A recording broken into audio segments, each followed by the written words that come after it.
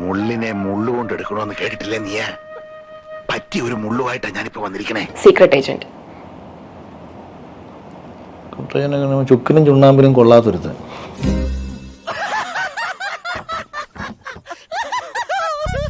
നീ എന്താടാ ഒരുമാതിരി അർത്ഥം വെച്ച് സംസാരിക്കുന്നേ? വാക്കും പ്രവൃത്തിയും കുറെയെങ്കിലുമൊക്കെ ജീവിതത്തിൽ പുലർത്താൻ ശ്രമിക്കുന്നതൊക്കെ നല്ലതായിരിക്കും. എനിക്ക് എന്താണാവോ അയാളുടെ രൂപവും ഭാവവും ഈ കര കര കര എന്നുള്ള ശബ്ദവും അയാളാള് ശരിയല്ല. ഇങ്ങനെ ഈ രീതിയിൽ തന്നെ ഞാൻ പറയാനുള്ള കാര്യം എന്തെന്ന് വെച്ചാൽ, അവനകത്ത് വെച്ചിട്ട് പറയുന്നു, ഞാനത് കണ്ടന്റ് ഞാൻ കേട്ടു, ഞാൻ ഇനി മുതൽ പഴയ സീക്രട്ട് ഏജന്റ് എന്ന മൃഗമല്ല. കാണ്ടാമൃഗത്തെ വേണേ കണ്ടോ, അങ്ങോട്ട് നോക്കിയാ മതി. ഞാൻ ഇനി മനുഷ്യനാവാൻ തീരുമാനിച്ചിരിക്കുകയാണ്. എടാ, ഒരു വിഡ്ഢി സ്വയം പുകഴ്ത്തും, ഒരു ബുദ്ധിമാൻ വിഡ്ഢിയെ പുകഴ്ത്തും. നിന്റെ കാര്യത്തിൽ രണ്ടും കറക്റ്റ്. അപ്പോൾ ഇത് പറഞ്ഞിട്ട് ഇറങ്ങി പിറ്റേന്ന് മുതൽ യൂട്യൂബിൽ നിന്ന് കിട്ടുന്ന കാശ് എന്ന് പറയുന്ന ഒരു സാധനത്തെ ഫോക്കസ് ചെയ്തുകൊണ്ട് വന്നിരുന്ന് സംസാരിക്കാൻ തുടങ്ങുന്നു. പണിയെടുത്ത് തിന്നണമെന്നൊക്കെ ആഗ്രഹമുണ്ട് സാറേ, പക്ഷെ പറഞ്ഞു പറ്റിച്ച് തിന്നാലേ വായിന്നിറങ്ങുള്ളൂ. ശീലായിപ്പോയി, മാറ്റിക്കോളാം.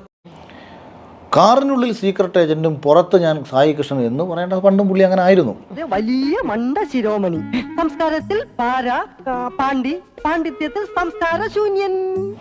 പിന്നെ പല പ്രാവശ്യം ഇരുന്നിട്ട് ഈ ലോകത്തുള്ള സകല ആൾക്കാരെയും വിമർശിച്ചതിന് ശേഷം ഇതൊരു നടക്ക് പോണ കേസല്ല, അകത്തു പോയി എന്താണ് ചെയ്തത് എന്ന് സ്വന്തമായി ഒന്ന് റിയലൈസ് ചെയ്യാനുള്ള ബോധം ഒരാൾക്കുണ്ടാവണം. ആൾക്ക് തീരെ വിദ്യാഭ്യാസം വിവരമൊന്നും ഇല്ലേ, വിഡ്ഢിത്തിരെ പറയുള്ളൂ, തെണ്ടി. ആ ബോധം മനസ്സിലാക്കിയിട്ട് സമൂഹത്തോട് താൻ തിരുത്തപ്പെടേണ്ടതായിട്ടുള്ള കാര്യങ്ങളുണ്ടോ എന്ന് തിരിച്ചറിയാനുള്ളൊരു ബോധം കൂടി അവനുണ്ടാവണം. അത്രക്കുള്ള ബുദ്ധിയൊന്നും അതിനില്ലല്ലോ. അതവനില്ല. അവിടാണ് അവന് പറ്റിയ മിസ്റ്റേക്ക്. അവൻ എന്താ പറഞ്ഞെന്നറിയാമോ? നീ നന്ദിയില്ലാത്ത പട്ടിയാണെന്ന്. നിലപാടാണ് അതിനകത്ത് ഒരു പ്രശ്നമില്ല. അങ്ങനല്ല മറ്റേത്. ഇവനൊക്കെ ഒരേ ഒരു സെൻസേ ഉള്ളൂ, നോൺസെൻസ്. നമ്മൾ അതായത് ഇപ്പം ഇവൻ ചെയ്ത പരിപാടി എന്ന് പറഞ്ഞാൽ സ്വയം അകത്തുപോയി കഴിവില്ലാത്തവനായി മാറി. നീ കോമഡി എഴുതണം, മറ്റൊന്നും വേണ്ട. നിനക്ക് പറ്റിയ അബദ്ധങ്ങൾ മാത്രം കുറിച്ചിട്ടാ മതി, അത് തന്നെ ധാരാളം ഉണ്ടല്ലോ. ഇന്നലകളിൽ ആ ഷോയിൽ പങ്കെടുത്തിട്ടുള്ള സകല മത്സരാർത്ഥികളെയും ആക്ഷേപിച്ചും അവരെ പരിഹസിച്ചും സംസാരിച്ചിട്ടുള്ള ഒരാൾക്ക് സ്വയം ഒരു റിയലൈസേഷൻ ഉണ്ടാവണം. ഇതിലും ഭേദം അവൻ അങ്ങനെ ഇട്ട് കണ്ട് തരുന്നതായിരുന്നു. പുറത്തുനിന്ന് കാണുന്നതല്ല അകത്ത്, ഗാലറിയിൽ ഇരുന്ന് കാണുന്നതല്ല കളിക്കുന്നത്. ജീവിക്കാനുള്ളൊരു ആഗ്രഹം കൊണ്ട് ഒരു കളി കളിച്ചു നോക്കിയതാ, ഞാൻ തോറ്റുപോയി. ഇത് എല്ലാവരോടും കാണിക്കാനുള്ളൊരു മാന്യത ഞാൻ ഇനി പുലർത്തണം.